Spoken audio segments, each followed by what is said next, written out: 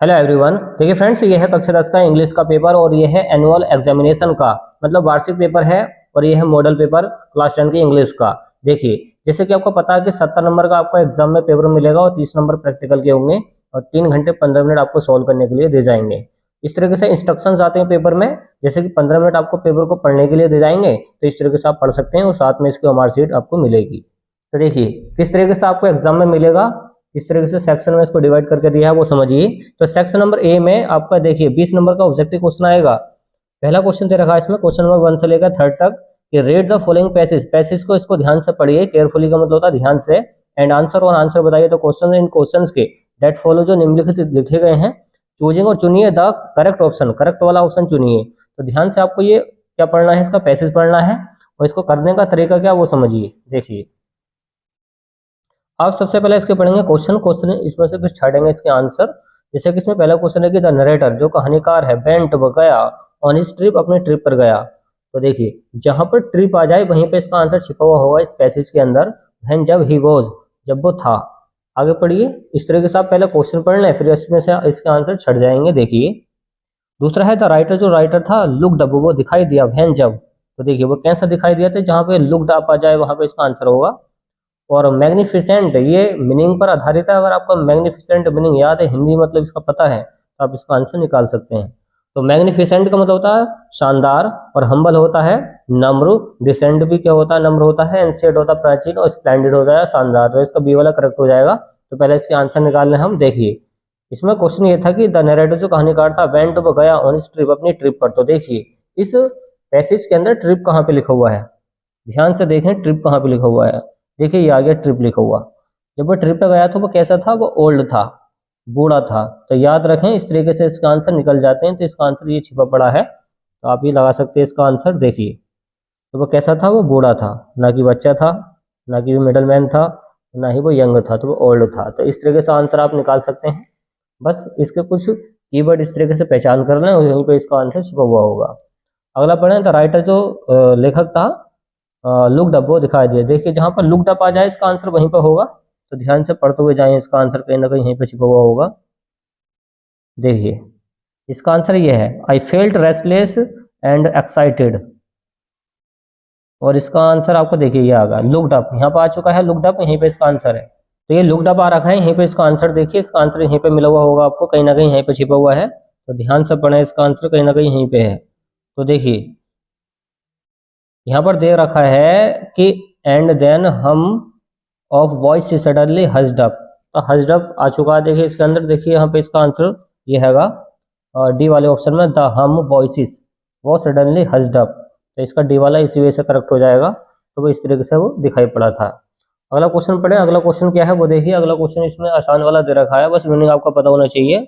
Magnificent का जो मतलब होता है वो होता है शानदार, तो स्प्लेंडेड का मतलब हो जाएगा शानदार, तो इसका मतलब बी वाला करेक्ट हो जाएगा।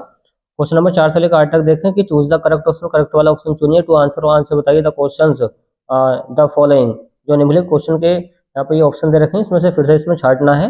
देखिए ये क्या है, सेंटेंस बेस्ड क्वेश्चन है। पहला इसमें चौथा वाला दे रखा है, I did dash working all afternoon and have just finished the assignment. तो देखिए आई एम वर्किंग, तो यहाँ पर जो मैच होगा आपका डी वाला होगा। आई एम वर्किंग में काम कर रहा हूँ, ऑल आफ्टरनून पूरी दोपहरी में, तो मैंने काम किया पूरी दोपहरी में। एंड और हैव जस्ट फिनिश्ड, और मैंने अपना काम समाप्त कर दिया है, द असाइनमेंट अपना काम को। तो इसका एम आ जाएगा, वैसे भी आई के साथ एम का यूज किया जाएगा, होते ही है आई के साथ एम का यूज प्रेजेंट के कंटिन्यूस में। क्वेश्चन नंबर 5 दे रखा है कि that dash food that you cooked was very good. देखिए फूड के साथ जो आर्टिकल आता है वो आता द, तो द फूड जो खाना है, डेट यू कुक्ड जो आपने बनाया है वाज वेरी गुड बहुत ज्यादा अच्छा है, जो आपने खाना बनाया बहुत ज्यादा अच्छा है। तो याद रखें कि फूड के साथ आर्टिकल द आता है। छठा क्वेश्चन है कि आई डोंट थिंक, मैं नहीं सोचता, डेट, देखिए यहाँ पर बोला है इट वाज डिफिकल्ट, ये है कठिन था टेस्ट, इसका जो टेस्ट है। In fact I think it was quite easy, जो इजी है वो क्या है, एडवर्ब है, वर्ब है, एडजेक्टिव है, नाउन है। तो देखिए ये है आपका एडजेक्टिव, जो किसी की विशेषता बताए वो होता है एडजेक्टिव। तो ये इजी क्या है उसको समझिए। देखिए इजी क्या है, इसमें ऑप्शन दे रखा है एडवर्ब है, वर्ब है, एडजेक्टिव है, नाउन है। तो देखिए ये क्या है, एडजेक्टिव है, जो किसी की विशेषता बताता है उसको बोलते हैं एडजेक्टिव। याद रखें इजी क्या है, एडजेक्टिव है। क्वेश्चन नंबर 7 क्या है, देखिए इसमें आपको क्या करना है, रीऑर्डरिंग करके लिखना है। पहले सब्जेक्ट लिखना, फिर वर्ब लिखना, फिर ऑब्जेक्ट लिखना, इस तरह के सबको बना के लिखना है।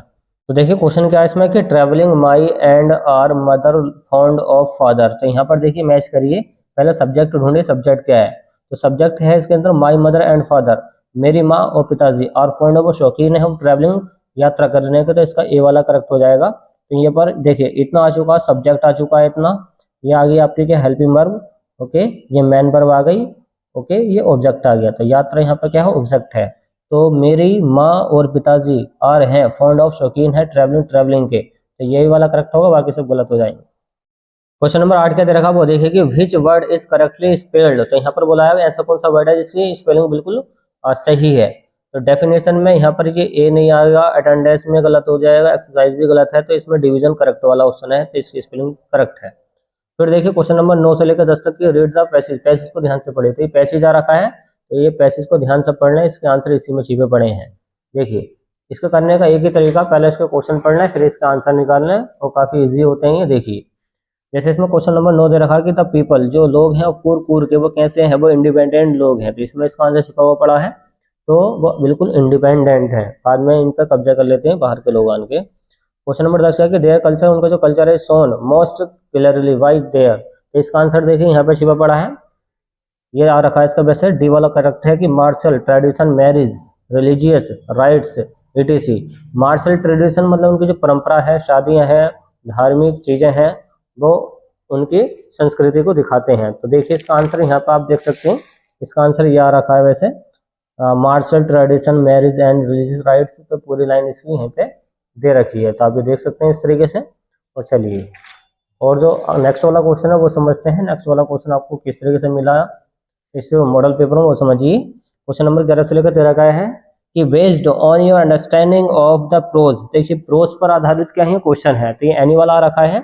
Annie gets a little depressed, Annie क्या हो गई थी, ये निराश हो गई थी, बिकॉज क्योंकि उसका कोई दोस्त नहीं था, एनी का कोई दोस्त नहीं था। तो she doesn't have a real friend, उसका कोई रियल फ्रेंड नहीं था, तो अकेलेपन से क्या वो डिप्रेस थी। तो सी वाला करेक्ट हो जाएगा। 12वां क्वेश्चन क्या है वो देखिए कि द फर्स्ट प्रॉब्लम, समझिए इसको क्या है क्वेश्चन, कि the first problem before valley, before यहाँ पर बोला गया है the bus ride was dead dash. First problem, उसकी पहली समस्या क्या थी, वैली के जाने से पहले, मतलब बस की सवारी करने से पहले उसकी पहली वाली समस्या क्या थी, तो गेट परमिशन लेने के लिए फ्रॉम हर पेरेंट्स, अपने माता पिता से, क्या इसकी प्रॉब्लम थी। दूसरा है टू सेव द मनी, पैसे को बचाना, फॉर द बस फेयर, बस के किराए के लिए। टू ओवरकम हर फियर, अपने डर पर काबू पाने के लिए। तो देखिए 8 साल की बच्ची है, तो अपने डर पर काबू पाने में उसको प्रॉब्लम आई थी, तो पहली समस्या उसकी यही थी, टू ओवरकम हर फियर। और 13वां क्वेश्चन क्या है कि द वाइस डोंट। देखिए यहाँ पर बोला है कि द वाइस, जो बुद्धिमान लोग होते हैं, डोंट ग्रीव, वो दुख नहीं प्रकट करते हैं, बिकॉज क्योंकि दे वो जानते हैं, know that all must die one day, कि वो जानते हैं कि सभी को मरना है वन डे, एक दिन। दूसरा है know that death is inevitable, कि मृत्यु को टाला नहीं जा सकता। तो इसका बी वाला करेक्ट हो जाएगा कि बी वाले में क्या है कि know that death is inevitable, कि मृत्यु को टाला नहीं जा सकता। अगला क्वेश्चन आ रखा है पोइट्री से आ रखा है, इसमें भी आपको आंसर इसके छांटने हैं, तो इस तरीके से दे रखा है। देखिए इसमें आप समझ सकते हैं, पहला क्वेश्चन क्या है कि the poet thinks that the animals. देखिए एनिमल्स वाला आ रखा है, एनिमल्स वाला कौन सा चैप्टर है, टाइगर एंड द जू वाला, ओके। तो इसका जो आंसर है ये हेटर्ड हो जाएगा, ओके, पढ़ लेना इसको। और इसके 15वें क्वेश्चन को याद रखें कि हु कंपोज्ड दीज लाइन्स, तो 4 लाइनें पूछा कौन से मतलब किसने लिखी हैं। तो टाइगर एंड द जू वाला जो चैप्टर था, इसके जो राइटर है वो है लेस्ली नॉरिस, सी वाला इसका करेक्ट हो जाएगा। और अगले क्वेश्चन देखें, अगले क्वेश्चन क्या रखे हैं इसके अंदर वो समझते हैं। तो क्वेश्चन ये है 16 से लेकर 20 तक की बेस्ड ऑन अंडरस्टैंडिंग। तो इसमें दे रखा है फुटप्रिंट्स विदाउट फीट, इस चैप्टर से आ रखे हैं, मतलब इस सेक्शन से आ रखे हैं किताब की। क्या है क्वेश्चन की this is a triumph of surgery, तो triumph of surgery this is example of, यहाँ पर दे रखा है starting the obvious being deceived, starting the obvious being deceived, धोखा देने का, आयरनी करने का, इसका डी वाला करेक्ट होगा। देखिए उसको ज़्यादा खाने से उसको क्या हो गया था, वो मोटा हो गया था, जिससे उसकी प्रॉब्लम आई थी, तो उसकी सर्जरी करी थी डॉक्टर ने, उसको खाना न देके, तो इसके बारे में बताया गया था। 17वां है Hari decided to go back to Anil's house as he realised. तो हरि सिंह ने डिसाइड किया था अनिल के पास वापस जाने के लिए। क्यों जाने के लिए वापस तैयार हो गया था वो बताएंगे। The seriousness of the offence, उसका जो अपराध था वो सीरियसनेस था। What all he would be losing by not going back, see है that he could steal more money, that he had no friends, उसका कोई दोस्त नहीं था। तो यहाँ पर ये बोला गया है कि वापस क्यों आया था। What all he would be losing, यहाँ पर ये बोला गया था उसने कि अगर उसने मेरा भरोसा खो दिया तो इसके बारे में बताया गया था। तो वो ज़्यादा पैसा और चुराना तो नहीं चाहता था, उसको कोई दोस्त नहीं था, तो वो सीरियस अपराध था, इसका ए वाला लगा सकते हैं। और थर्ड क्या है कि ग्रिफिन वॉज डिस्कवर्ड, ग्रिफिन ने खोज लिया था एट द स्टोर। क्या खोज लिया था उसने। He had no face, he was still sleeping, he tried to run away, he was fully depressed and visible. तो ग्रिफिन वॉज डिस्कवर्ड, ग्रिफिन ने खोज लिया था एट द स्टोर पर, और तो उसके बाद में भाग गया था वहाँ से। तो कौन से में भाग गया था, तो यहाँ पर ही ट्राई टू, वहाँ पर उसने कोशिश करी वहाँ से निकलने की स्टोर के अंदर से, तो देख लिया था उसको। और अगला क्वेश्चन क्या दे रखा है 19वां। It was not all difficult for Horace to break, देखिए ब्रेक ओपन द सेफ। तो it was not all difficult, यह कठिन नहीं था फॉर होरेस, होरेस धनवाई के लिए, तो break open the safe as he stole in the night time, he carefully arranged his tools. He had spent his life with safes and locks. The burglar alarm didn't work. तो यहाँ पर ये बोला गया है कठिन नहीं था। It was not difficult, all difficult, ये कठिन नहीं था और इस जानवर के लिए उसको खोलने का, उसको खोलना उसके लिए आसान नहीं था। तो यहाँ पर आपको हो जाएगा बी वाला, ही केयरफुली अरेंज्ड हिज टूल्स, उसने अपने टूल्स को केयरफुली अरेंज किया था। अगला है madam Loisel does not spare a thought for husband who fell asleep while waiting for her finish dancing this shows। तो यहाँ पर है सेल्फिश और इमेच्योर, फॉन्ड ऑफ डांसिंग, वो डांसिंग की शौकीन थी, उसको डांस करने का शौकीन था, बी वाला करेक्ट हो जाएगा। अब देखिए सेक्शन नंबर बी में 50 नंबर का आता है। 50 नंबर में आपको क्या क्या तैयार करना है, इस तरीके से आपको मिलेगा क्या पैसेज, पैसेज में से आपको मिलेंगे इस तरीके से क्वेश्चन। क्वेश्चन जैसे इसमें दे रखा है कि what was the duty of the dog, how did the dog and the word become friends. तो यहाँ पर बोला गया है, देखिए व्हाट वाज द ड्यूटी, उस कुत्ते की ड्यूटी क्या थी, तो जहाँ पर ड्यूटी आ जाए वहीं पर इसका आंसर होगा, यहाँ पे इसका आंसर होगा। तो इसमें से इसका आंसर छांट कर लिखने हैं, आप भी पढ़ सकते हैं ध्यान से। तो इसमें से दो दो लाइनें उठा कर रख देना, इसका आंसर इसी तरीके से लिखते हैं सारे के सारे जो स्टूडेंट होते हैं। और अगला क्वेश्चन देखिए, आगे के क्वेश्चन जो आ रखे हैं इसमें 50 नंबर में, फाइंड आउट द, ये इसी में रखा क्वेश्चन में 22 देखें कि answer any one of the following. 4 नंबर का क्वेश्चन है, तो 4 में से आपको क्या करना, देखिए 2 क्वेश्चन है, 4 में से 4 नंबर का आएगा ये, तो 2 क्वेश्चन है और 2 क्वेश्चन में से एक करना है। आंसर यानी वन ऑफ द फॉलोइंग, तो बन करना, बन का मतलब एक करना है, तो इसका ध्यान रखें। इसी तरह से आता है कि राइट एन एप्लीकेशन, एक एप्लीकेशन को लिखे to your games teacher.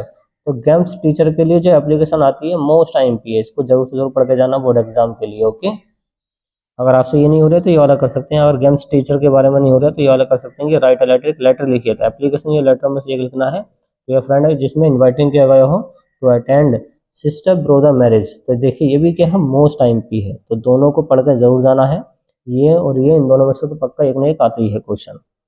Question number 23 क्या है कि answer any one of the following in about 80 to 100 words. तो ये लॉन्ग क्वेश्चन है, तो right a short paragraph on word environment day. तो एनवायरमेंट पे लिखना है, इस तरीके से कर सकते हैं, पढ़ सकते हैं इसको ध्यान से। 24वां क्वेश्चन क्या दे रखा है कि rewrite the following by changing into indirect speech. तो डायरेक्ट से इनडायरेक्ट आपको बनाना है, काफी इजी वाला आ रखा है, डू नॉट वाला आ रखा है। बी वाला क्वेश्चन है कि change the following into passive voice. तो पैसिव वॉइस ऑब्जेक्ट का सब्जेक्ट बनाना है, काफी आसान है। बिल वाला है तो बिल बी से बन जाएगा ये। ओके, आसान क्वेश्चन है, इसको पढ़ लेना। पंचुएशन भी इस तरीके से पक्का आता है, जैसे कि शुरू का वर्ड जो होता है बड़ा बनता है, तो इस तरीके से भी पढ़ सकते हैं, आई भी बड़ा बनता है, तो इसको चेंज करके लिख देना। फिर आती है ट्रांसलेशन, जैसे भारत एक प्राचीन देश है तो तुम बोलोगे इंडिया इज एंशिएंट कंट्री। तो India is a ancient country. तो इस तरीके से बन जाएगी इसकी इंग्लिश, बना सकते हैं आसान। 25वां क्वेश्चन आ रखा है कि answer the following in 30 to 40 words. Answer बताइए 30 से 40 वर्ड्स के अंदर। तो जैसे इसमें दे रखा है कि do you think mister Keesing was a strict teacher. जो मिस्टर कीसिंग थे वो स्ट्रिक्ट टीचर थे, इसके बारे में लिखना काफ़ी इजी क्वेश्चन है।